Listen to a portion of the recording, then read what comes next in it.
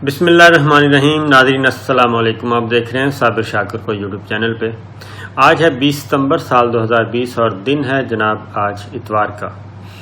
आज वैसे तो छुट्टी का दिन है, लेकिन पाकिस्तान की सियासत जनाब बहुत गर्मा गर्म है और काफ़ी तेज़ी आई हुई है पाकिस्तान के सियासी बाज़ार में। और आपको मालूम है कि आज ऑल पार्टीज़ कॉन्फ्रेंस होना है। ऑल पार्टीज़ कॉन्फ्रेंस में तकरीबन 11 जमातें शरीक होंगी जनाब। एक जमात इस्लामी ने इनकार कर दिया है, उन्होंने माजरत कर ली है कि वो इस ऑल पार्टीज़ कॉन्फ्रेंस में शरीक नहीं होंगे। अमीर जमात इस्लामी सिराजुल हक साहब ने इस बात का ऐलान किया है। और बाकी जो बड़ी जमातें हैं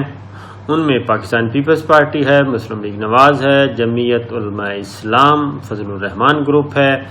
अवामी नेशनल पार्टी, महमूद खान अचकज़ई साहब की जमात, तो बाकी छोटी जमातें हैं। ये हैं मरकज़ी जमातें। जबकि दूसरी जानिब अगर हम हुक्मरान इत्तेहाद की तरफ देखते हैं तो उसमें पाकिस्तान तहरीक इंसाफ सबसे बड़ी जमात, उसके बाद मुत्तहिदा कौमी मूवमेंट पाकिस्तान और पाकिस्तान मुस्लिम लीग काफ, बलूचिस्तान अवामी पार्टी जिसको बाप कहा जाता है जनाब, और उसके बाद GDA ग्रैंड डेमोक्रेटिक अलायंस वो हैं, और उनके साथ बाकी बलूचिस्तान से मुताल्लिक छोटी जमातें हैं। तो ये वो जमातें हैं जो कि हुक्मरान इत्तेहाद में शामिल हैं। और याद आया जी, सबसे अहम जो हैं वो हैं पाकिस्तान अवामी लीग यानी कि शेख रशीद साहब। तो ये है हुक्मरान इत्तेहाद का दस्ता, और दूसरी जानिब मैं अपोजिशन का बता चुका हूँ। लेकिन सबसे अहम बात जो मैंने आपको बतानी है वो ये है कि वज़ीर आज़म इमरान खान साहब से मेरी मुलाकात हुई, और इस मुलाकात में क्या गुफ्तगू हुई और ऑल पार्टीज़ कॉन्फ्रेंस के बारे में क्या कहते हैं, वो अपोजिशन के बारे में क्या सोच रहे हैं, और अपोजिशन से क्या वो खाइफ हैं, खौफज़दा हैं, नहीं हैं, ये सारी बातें आपको बताऊंगा। और इस वक्त उनके ख्याल में जो पाकिस्तान को दरपेश चैलेंज है सबसे बड़ा वो कौन सा है, क्या वो ऑल पार्टीज़ कॉन्फ्रेंस और मुस्लिम लीग नवाज़ और पीपल्स पार्टी और मौलाना फजलुर रहमान साहब क्या इनको ख़तरनाक समझते हैं अपने लिए, ये सारी बातें आपसे करेंगे। लेकिन पहले ज़रा ऑल पार्टीज़ कॉन्फ्रेंस के अहवाल को देखते हैं। इन शॉर्ट ये है जनाब के आपको मालूम है कि नवाज शरीफ साहब करेंगे वीडियो लिंक के ज़रिए शिरकत करेंगे, ये कन्फर्म हो गया था। अब आसिफ अली जरदारी साहब भी इसमें वीडियो लिंक के ज़रिए शरीक होंगे और ख़िताब करेंगे। दोनों क्या तकरीरें करते हैं ये बड़ी अहम बात होगी। क्या नवाज शरीफ साहब पाकिस्तान वतन वापस आने का कह सकते हैं? अगर तो वो वापस आने का कह दें और अपने आप को कानून के हवाले कर दें और अदलिया के सामने सरेंडर करें, तो उनकी पॉलिटिक्स यकीनन ज़रा उसमें गर्मा गर्मी आ जाएगी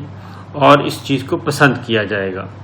और उसका वोटर भी पसंद करेगा, सपोर्टर भी पसंद करेगा, और हुकूमत के लिए भी ख़तरा हो सकता है।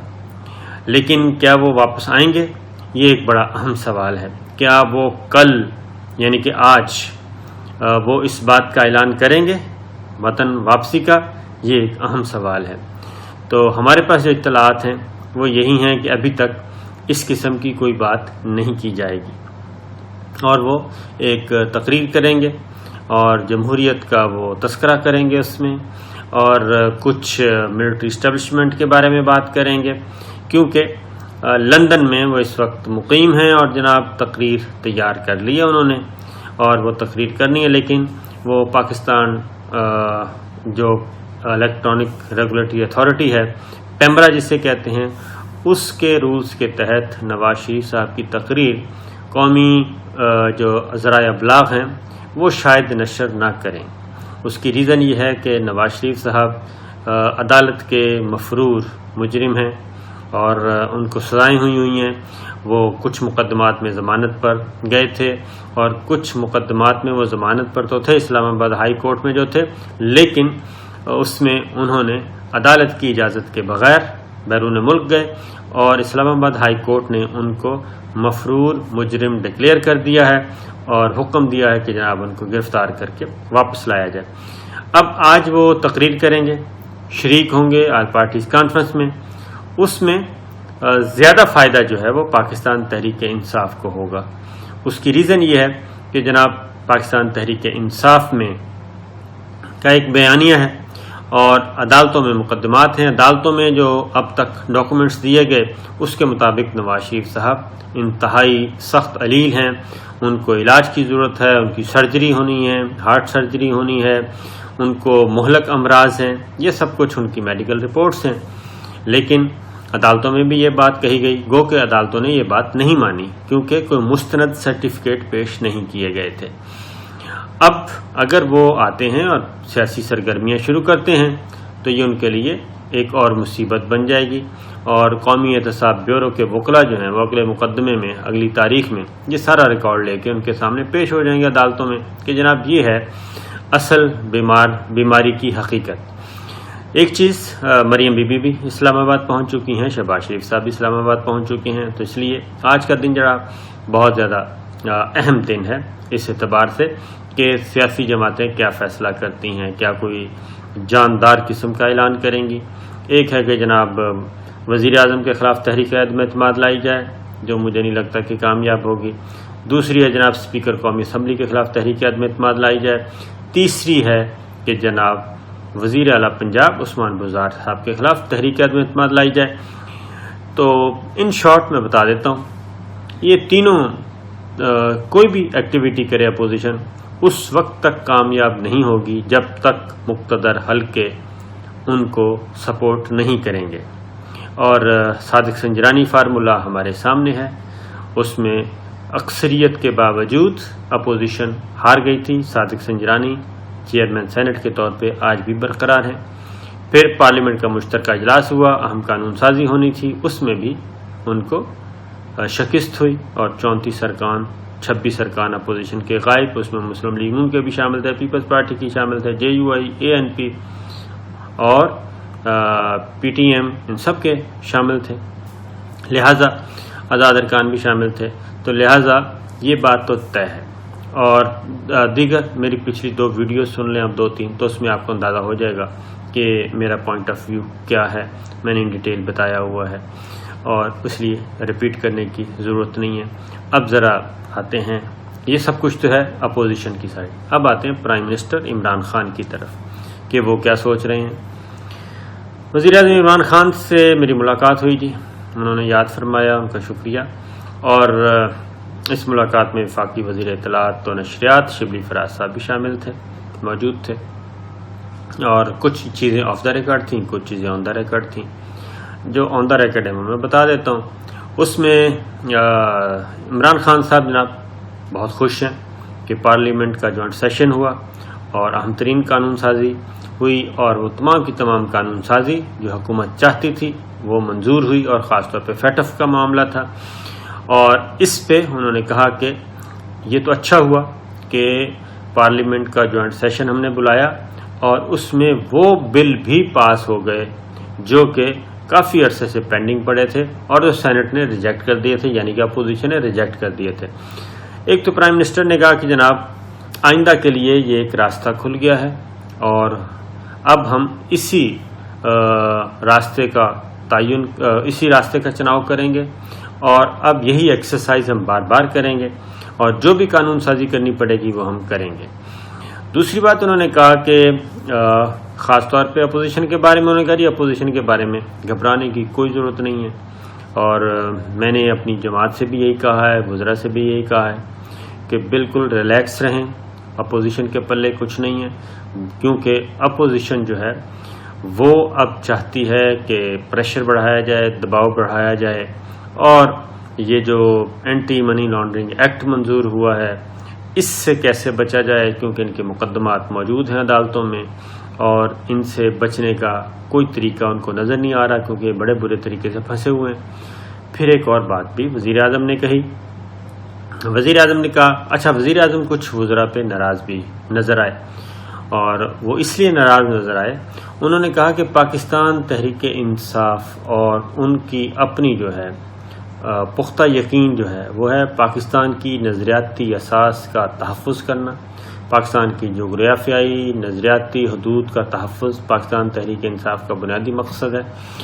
اور پاکستان کی جو نظریاتی اساس انہوں نے کہا کہ وہ کون سی ہے، وہ انہوں نے کہا وہی ہے جو تحریک پاکستان میں تھی۔ پاکستان کا مطلب کیا؟ لا الہ الا اللہ، بالکل اس پہ کوئی کمپرومائز نہیں ہو سکتا۔ دوسرا انہوں نے کہا کہ جو قائد اعظم محمد علی جناح نے کا بھی تصور پاکستان یہی تھا، علامہ اقبال کا بھی یہی تھا۔ انہوں نے کہا اس لیے، اور کچھ انہوں نے ایک اور چیز بات بھی کہی، فرقہ واریت، سیکٹیرین، انہوں نے کہا کہ یہ کچھ بیرونی ملک ہیں وہ اس میں ملوث ہیں، اور وہ پاکستان میں ایک سیکٹیرین ویو چلانا چاہتے ہیں، فرقہ واریت پھیلانا چاہتے ہیں، اور حکومت جو ہے وہ اس سے آگاہ ہے، پاکستان کے ادارے اس سے آگاہ ہیں۔ اور انہوں نے کہا کہ اس سلسلے میں میں نے ہدایات بھی دی ہیں، اور اس میں متعلقہ ادارے بہت ہی کام کر رہے ہیں احتیاط سے، لیکن انہوں نے کہا کہ یہ ہو نہیں سکتا۔ اس کی ریزن یہ ہے، پاکستان میں انہوں نے کہا کہ فرقہ واریت بنیادی طور پہ پاکستان میں کوئی ایسا ایشو نہیں ہے، پاکستانی بڑے روادار قسم کے لوگ ہیں، باہمی احترام کرتے ہیں، اور اس لیے یہ چیز جو ہے ہمیشہ باہر سے امپوز کی گئی اور یہ پھیلائی گئی، اور خاص طور پہ سوشل میڈیا پہ اس میں آرمی چیف بھی ذکر کر چکے ہیں 5th جنریشن وارفیئر کا، ہائبرڈ وارفیئر کا۔ تو انہوں نے کہا کہ یہ چیزیں بیرونی عناصر اس میں زیادہ ملوث ہیں، لیکن بہرحال جو اصل بات ہے وہ ان ساری چیزوں سے واقف تھے۔ پھر ایک بات پہ انہوں نے وزراء پہ انہوں نے کہا کہ کچھ 1-2 وزراء ہیں ایسے 2-3 جو خواہ مخواہ اس پہ کنفیوژن پیدا کرتے ہیں۔ انہوں نے کہا میرا بلیف بالکل، ذہن بالکل کلیئر ہے، میرا بلیف بھی اسی پہ ہے، اور پاکستان تحریک انصاف کا موٹو بھی یہی ہے کہ پاکستان کی نظریاتی اساس پہ کسی قسم کا کوئی کمپرومائز نہیں ہو سکتا۔ لہٰذا انہوں نے کہا کہ جو وزراء یہ کنفیوژن پیدا کرتے ہیں تو ان وزراء کی انہوں نے کہا کہ لاسٹ وارننگ میں دے چکا ہوں، اور اگر دوبارہ انہوں نے یہ اس طرح کے نان ایشوز پہ کمنٹس کیے تو پھر ان کی خیر نہیں ہے، تو ہو سکتا ہے ان کو کیبنٹ سے بھی فارغ کر دیا جائے۔ تو یہ چیز تھی۔ دوسرا انہوں نے یہ بھی کہا کہ اب ہم اگلے 3 سال جو ہیں، تیسرا سال ہمارا شروع ہو چکا ہے، اور انہوں نے کہا کہ اب ہم زیادہ جو 2 سال مشکل تھے وہ گزر گئے، اکانومی کے اعتبار سے مشکل تھے، کرونا آ گیا پھر اس کے اعتبار سے مشکل تھے، لیکن اللہ کا شکر ہے کہ اب پاکستان ایک سمت کی طرف جا رہا ہے، اور اس لیے ہم اب اس سمت کو ضائع نہیں کریں گے، اور پاکستان کو داخلی طور پہ بھی خارجی طور پہ بھی مستحکم کرنا۔ اس کی ریزن انہوں نے یہ بتائی کہ جناب یہ 2020 کے جو بقیہ 4 مہینے ہیں یہ بھی بڑے انہوں نے کہا کہ امپورٹنٹ ہیں، اس سینس میں کہ سی پیک جو ہے وہ اب اس کا فیز جو 2 شروع ہونے لگا، بڑے بڑے میگا پروجیکٹس ہیں، اور انہوں نے کہا کہ بظاہر بالکل غربت اور مہنگائی جو ہے وہ بظاہر ضرور ہے، لیکن انہوں نے کہا کہ جو ہم اسٹرکچرل ریفارمز لے کے آ رہے ہیں اس کے اثرات اگر یہ ہم کنٹینیوٹی رہی اسی طریقے سے اور کوئی ڈسٹیبلائز نہ کیا گیا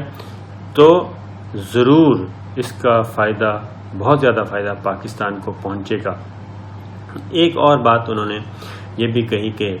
یہ جتنے بھی جو لوگ ہیں جناب اے پی سی کے بارے میں انہوں نے کہا کہ یہ سب کرپٹ مافیا ہے، اور کرپٹ مافیا جو ہے وہ احتساب سے بچنا چاہتا ہے، قانون کی گرفت سے بچنا چاہتا ہے، ان کا صرف ایک ہی موٹو ہے اور وہ ہے کہ لوٹ مار کے نئے نئے ذرائع تلاش کیے جائیں، اور اس لیے وہ یہ چاہتا ہے، لیکن انہوں نے کہا کہ ایسا ہوگا نہیں۔ اس کی ریزن یہ ہے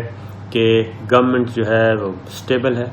اور اس وقت پاکستان کی سول ملٹری ریلیشنز اور باقی تمام ادارے جتنے بھی اس وقت ریاستی ادارے ہیں وہ سب کے سب ایک پیج پہ ہیں